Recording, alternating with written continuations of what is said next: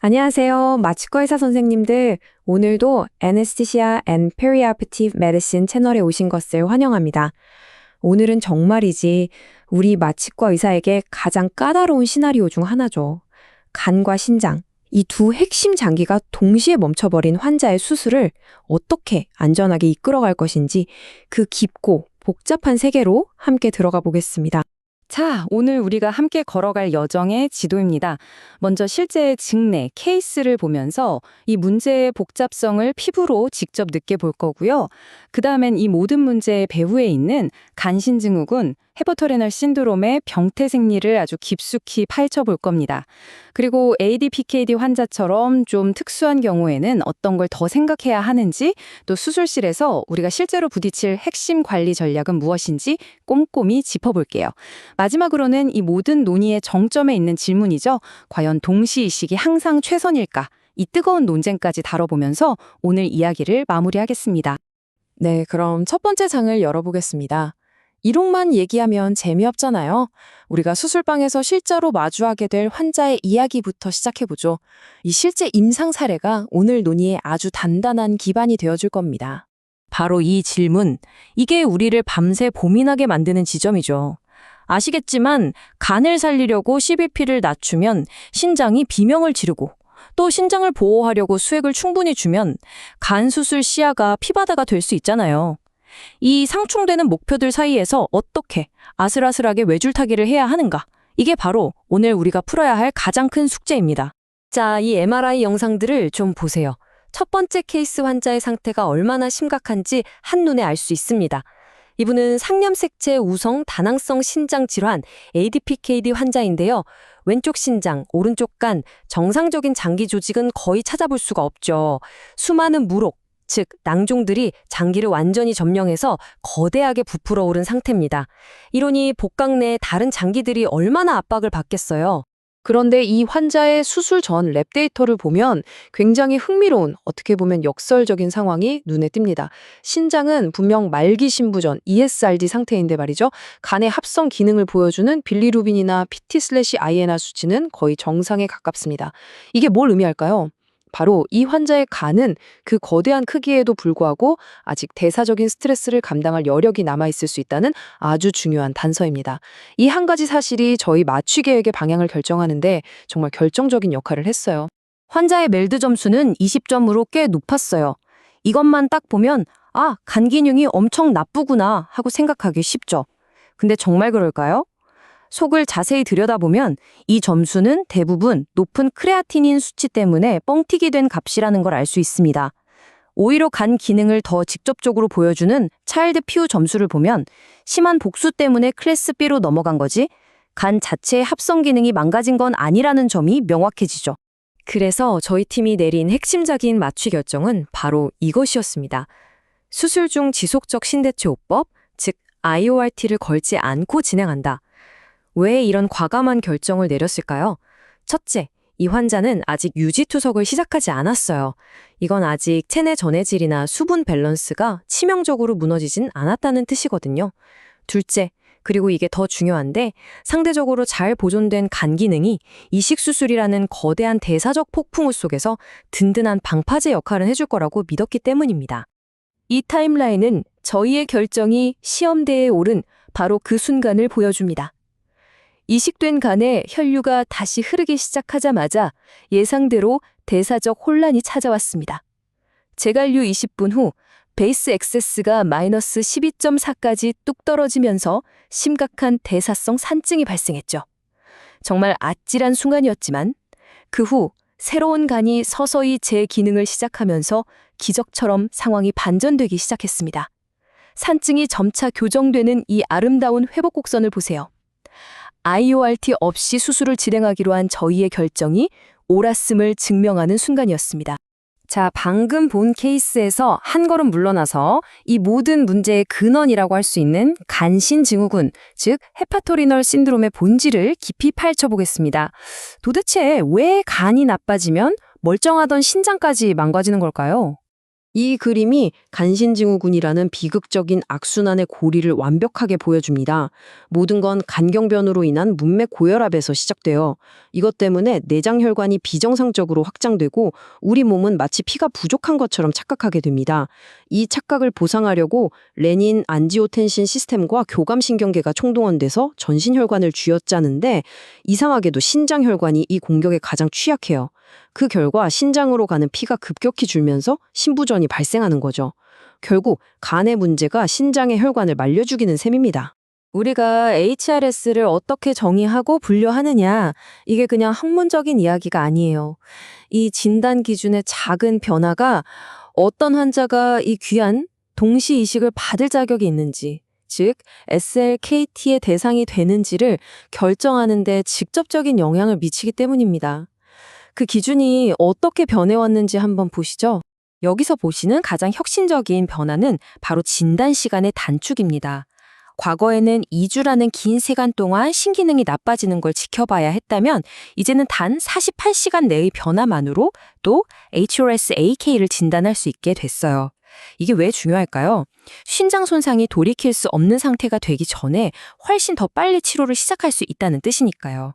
또 크레아틴인 2.5 같은 고정된 수치가 아니라 환자 개개인의 변화율을 보는 동적인 기준으로 바뀐 것도 정말 중요한 진전입니다. 국제복수클럽 인터내셔널 클럽 오브 어사이티스는 여기서 한 걸음 더 나아가서 간경변 환자의 AKI를 단계별로 아주 세분화했습니다. 여기서 우리가 주목해야 할 부분은 바로 스테이지 1A입니다. 크레아티닌이 1.5 미만인 이 초기 단계는 아직 신장의 구조적인 손상이 심하지 않아서 원인만 잘 교정해주면 기능이 회복될 가능성이 높은 골든타임 같은 상태로 봅니다. 따라서 이 단계의 환자에게 무조건 이식을 고려하기보다는 내과적 치료를 통해 신기능 회복을 시도해볼 기회를 주는 것이 정말 중요합니다. 이 알고리즘은 우리가 임상 현장에서 따라야 할 명확한 로드맵을 제시합니다. AKI가 발생하면 먼저 감염이나 저혈량증 같은 뻔한 원인부터 찾아서 교정하죠. 그런데도 48시간 내 호전이 없다? 그럼 다음 단계로 넘어갑니다. 바로 알부민을 주어서 혈장량을 채우고 털리프레신 같은 혈관 수축제로 내장 혈관 확장을 교정하는 적극적인 약물 치료를 시작하는 겁니다. 특히 AKI 스테이지 1B 이상에서는 이 접근법이 강력하게 권장됩니다. 자, 이제 다시 우리 케이스의 기저질환이었던 ADPKD가 마취 관리에서 던지는 특별한 과제들에 초점을 맞춰보겠습니다.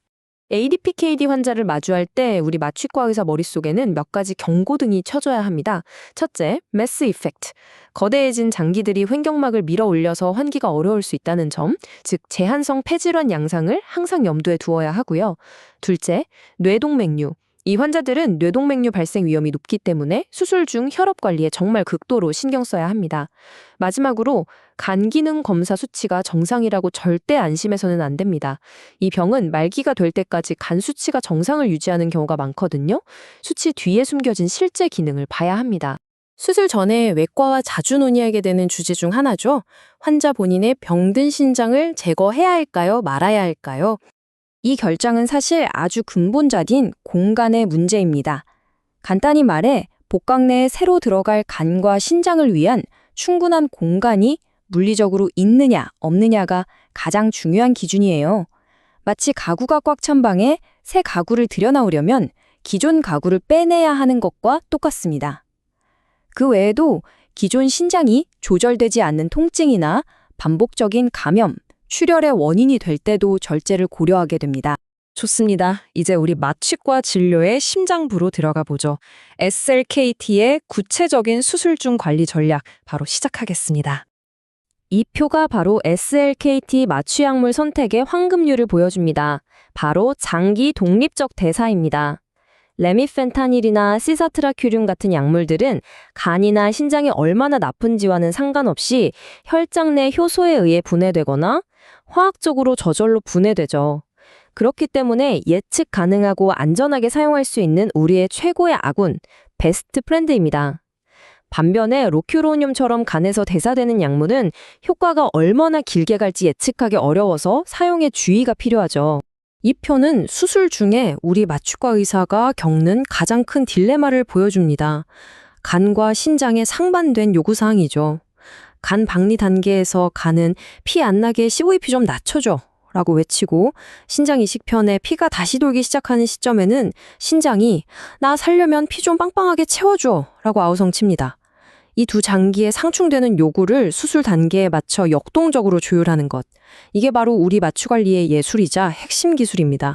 이건 정말 중요한 질문으로 이어집니다. 그럼 이런 수술 중에 CRTT를 사용하는 건 과연 근거가 있는 걸까요? 정말 환자의 예후를 좋게 할까요? 이 포레스트 플랫이 최근 메타 분석의 결과를 보여주는데요. 결론부터 말씀드리면 IORT가 단기 사망률을 개선한다는 명확한 증거는 아직 없습니다.